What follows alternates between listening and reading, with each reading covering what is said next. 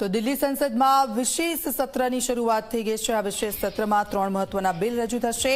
મહિલા અનામત બિલ સંસદમાં રજૂ થશે। બપોરે 3 વાગે પીએમ મોદી સંસદમાં સંબોધન કરશે। 2029માં મહિલા અનામતને લાગુ કરવાનો પ્લાન છે। લોકસભા બેઠકો વધારીને 850 કરવાનું આયોજન છે। તો પરિસીમનન વિધેયક પણ સંસદમાં કરાશે રજૂ। લોકસભા અને વિધાનસભા બેઠકો વધારવાની છે યોજના। परिसीमनन बिल ने लईने विपक्ष दर्शावी रह्यो छे विरोध। नवा सीमांकनथी अनेक राज्योने अन्याय थशे तेवो पण आरोप छे। विपक्ष के उपनेता भी रहे श्री अब्बू हसीम खान चौधरी का निधन 85 वर्ष की आयु में 8 अप्रैल 2026 को पश्चिम बंगाल के कोलकाता में हुआ। श्रीमती मोहसिना किदवई। तो आप जो आज 3 बिलो छे એ 3 બિલો રજૂ થશે। એક બિલને લઈને તો વિપક્ષે સહમતિ સાધી છે। અનામત મહિલા અનામત બિલ છે તેને લઈને વિપક્ષ એકજૂટ છે, પરંતુ બીજા જે બિલ છે તેને લઈને વિપક્ષ ઘેરાવો કરી શકે છે। महिला आरक्षण पक्ष में है, लेकिन जिस तरीके से और डिलिमिटेशन जनगणना ना होकर के 2011 को लेकर के, क्योंकि जनगणना होगी तो जाति जनगणना मांगी जाएगी, जाति जनगणना होगी तो सही आंकड़े आएंगे। अगर हम 1/3 बोल रहे हैं, 33% बोल रहे हैं, तो ये आंकड़े का सवाल है ना। तो आंकड़ा कैसे सही होगा? अगर जब तक आंकड़ा सही नहीं होगा तो हम आरक्षण कैसे सही बताएंगे? महिला आरक्षण के पक्ष में, बाकी और बिलों के खिलाफ है समाज। आज बहुत अच्छा डिबेट होगा। मैं विश्वास रखता हूं कि हर पार्टी अपना अपना तर्क रखेंगे, लेकिन मुख्य मुद्दा ये है महिलाओं को आरक्षण देना। लोकसभा और विधानसभाओं में भारत के महिलाओं को 33% आरक्षण देना, और जनरल सीट से भी महिला चुन के आ सकते हैं, लेकिन 33% रिजर्वेशन देने के बाद इतिहास हो जाएगा। भारत पूरे दुनिया में एक मिसाल कायम करेंगे कि महिलाओं के लिए हम कितना बड़ा कदम उठा रहे हैं। इसमें कोई विरोध होने का आवश्यकता नहीं। लेकिन कुछ पार्टियों ने डिलिमिटेशन को लेकर के दक्षिण भारत वहाँ में एक गलत तरीका का संदेश फैलाने की कोशिश किया, वो ना करें। डिलिमिटेशन या बाकी इशू उठा करके महिला आरक्षण को गिराने का कोशिश नहीं करना चाहिए, क्योंकि डिलिमिटेशन में भ्रम फैलाए जा रहे हैं। किसी को नुकसान होना नहीं है, वो तो क्लैरिफाई हो जाएगा पार्लियामेंट में। मुझे लगता है, मुझे पूरा भरोसा है कि जब वो सदन के अंदर आएंगे तो महिलाओं के प्रति संवेदना उनमें जगेगी, और जो महिलाओं में बरसों से इंतजार है, अब उनका सब्र की सीमा टूट रहा है, और इसे सब मिल करके पास करेंगे। और नहीं जो पास करेंगे उनको घर में भोजनों नहीं मिलेगा। दक्षिण भारत के साथ भेदभाव की बात कहीं किसी को भेदभाव नहीं होगा। सदन में आएगा, विषय रखेंगे, बिना आए हुए किसी को शंका करने की जरूरत नहीं है। मुझे पूरा विश्वास है कि जैसे पहले पास किए थे वैसे अब पास होगा। तो आज संसदનું विशेष सत्र, તેમાં 3 બિલ કે જે રજૂ કરવામાં આવશે। એક બિલને લઈને તો વિપક્ષે સહમતિ સાધી છે, પરંતુ બીજા 2 બિલ છે તેને લઈને વિરોધની શક્યતાઓ દેખાઈ રહી છે। પ્રધાનમંત્રી નરેન્દ્ર મોદી 3 વાગે આ બિલ પર સંબોધન કરશે। પ્રધાનમંત્રીનું સંબોધન રહેશે। આ પહેલાં પણ તેઓ ઘણીવાર મહિલાઓને લઈને કહી ચૂક્યા છે। ત્યારે મહિલા અનામત બિલ કે જેને લઈને એકજૂટ થયું છે વિપક્ષ।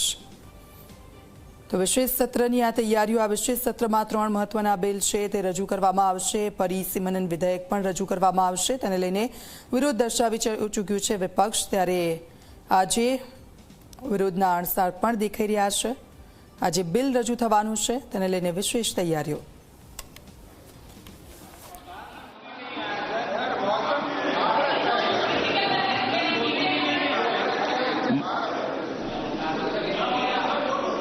बोलना है। माननीय सदस्य, मैं इस प्रतिष्ठित सदन में भारत की वैज्ञानिक प्रगति और टेक्नोलॉजी में आत्मनिर्भरता की यात्रा में प्राप्त एक महत्वपूर्ण उपलब्धि के बारे में उल्लेख करना चाहता हूं। दिनांक 6 अप्रैल 2026 को भारत ने तमिलनाडु के कलपक्कम में एक महत्वपूर्ण वैज्ञानिक उपलब्धि हासिल की। हमारे 500 megawatt prototype fast bidder reactor ने प्रथम किटी केलेटी को सफलतापूर्ण प्राप्त कर लिया है। ये इस बात का प्रतीक है कि रिएक्टर में नियंत्रित और सतत न्यूक्लियर चेन रिएक्शन की शुरुआत हो गई है। माननीय सदस्यगण, ये केवल एक तकनीकी उपलब्धि नहीं बल्कि एक महान राष्ट्रीय उपलब्धि भी है। 2 दशकों से अधिक की निर्माण अवधि में ये हमारे हजारों वैज्ञानिकों, इंजीनियरों, उद्योगों और परमाणु ऊर्जा विभाग की कई यूनिट के निरंतर प्रयासों का सफल परिणाम है। इस ऐतिहासिक उपलब्धि से न्यूक्लियर एनर्जी मिशन को प्रोत्साहन मिला है और माननीय प्रधानमंत्री नरेंद्र मोदी द्वारा घोषित वर्ष 2070 तक नेट जीरो एमिशन लक्ष्य को हासिल करने की भारत की वैश्विक प्रतिबद्धता को भी मजबूती मिली है। मार्च 2024 में माननीय प्रधानमंत्री जी PFBR के कोल्ड लोडिंग कार्यक्रम में भी शामिल हुए थे। हमारे सीमित यूरेनियम संसाधनों और समृद्ध थोरियम भंडारों का विवेकपूर्ण उपयोग करने के लिए भारत की न्यूक्लियर रणनीति की 3 चरणों में परिकल्पना की गई है। वर्तमान में चल रहे फर्स्ट स्टेज में प्रेस्टाइज्ड हैवी वाटर रिएक्टर में प्राकृतिक यूरेनियम का उपयोग होता है। इसमें बाई प्रोडक्ट के रूप में प्लूटोनियम प्राप्त होता है। PFBR के सफल संचालन के साथ ही भारत ने सेकेंड स्टेज की दिशा में एक ऐतिहासिक कदम उठाया है।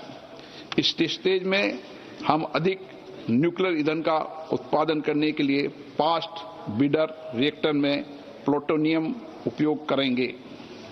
परंपरागत रिएक्टर की तुलना में एक फास्ट बीडर रिएक्टर में अपनी ईंधन खपत के मुकाबले ज्यादा ईंधन का उत्पादन करने की विशिष्ट क्षमता होती है।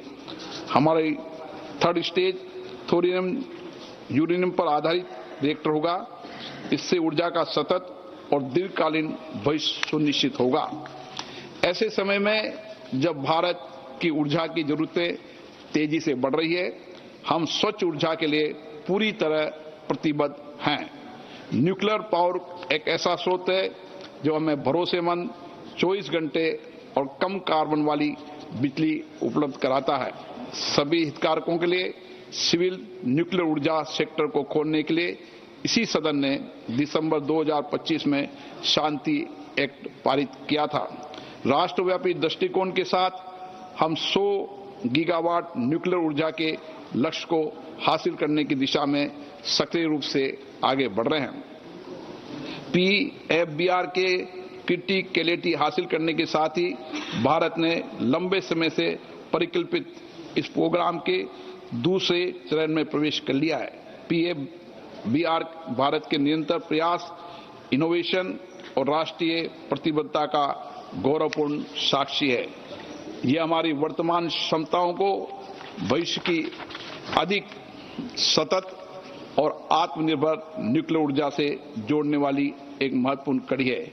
ये उपलब्धि पूरी तरह स्वदेशी प्रयास के द्वारा हासिल की गई है। ये reactor Indira Gandhi atomic research centre द्वारा डिजाइन किया गया है। इसे nuclear power corporation of India limited ने बनाया है। इसमें अन्य भारतीय उद्योगों की भी महत्वपूर्ण भागीदारी है। ये हमारे वैज्ञानिकों के इकोसिस्टम और राष्ट्रीय सहभागिता की शक्ति का गौरवशाली प्रतीक है। माननीय सदस्य, इस उपलब्धि के साथ ही भारत इस एडवांस टेक्नोलॉजी में विशेषज्ञता हासिल करने वाले चुनिंदा देशों में शामिल हो गया है। इसने राष्ट्र को एक ऐसे राष्ट्र के रूप में स्थापित किया है जो जटिल और फ्रंटियर टेक्नोलॉजीज को पूरे आत्मविश्वास और आत्मनिर्भरता के साथ विकसित और उपयोग करने में सक्षम है।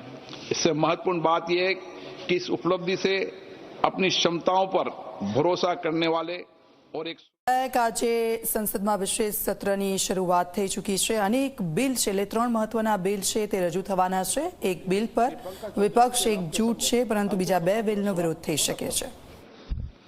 Item number 5, Sri Arjun Ram Meghwal. Honorable Speaker, sir, with your kind permission, on behalf of my colleague, Srimati Rekha Nikhil Khadse, I rise to lay on the table of the House papers pertaining to the Ministry of Youth Affairs and Sports mentioned against her name at serial number 5 as per today's revised list of the business. Thank you, sir. Item number 6, Sri P.P. Chaudhary. Honorable Speaker, sir, with your permission, that this House do recommend to Rajya Sabha that the Rajya Sabha do appoint 2 members of Rajya Sabha to the Joint Committee on the Constitution, 129th Amendment Bill 2024 and the Union Territories Laws Amendment Bill 2024 in the vacancies caused by the retirement of Shri Saket Gokhale.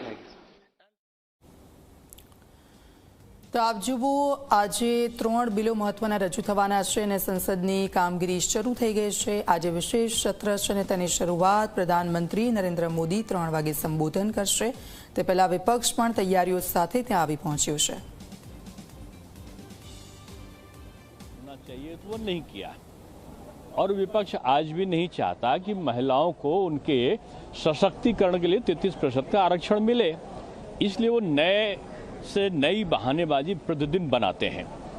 Modi ji का दृढ़ इच्छा है कि उन्होंने step by step, कभी drone दीदी के माध्यम से, कभी महिला एंटरप्रेन्योर को ऋण देने के माध्यम से, कभी आवास या कभी गैस का चूल्हा, कभी स्वास्थ्य के लिए आयुष्मान भारत, ये महिलाओं के सशक्तिकरण का उन्होंने स्टेप बाय स्टेप प्रयत्न किया. अब विधानसभा और लोकसभा में भी उनको इसका जनप्रतिनिधित्व मिले, ये जरूरी है. और इसके लिए जो आधी शक्ति है जो आबादी का, उसको 33% आरक्षण के लिए ये बिल मैं समझता हूँ न केवल ऐतिहासिक है बल्कि भारत के इतिहास की एक बहुत बड़ी घटना है.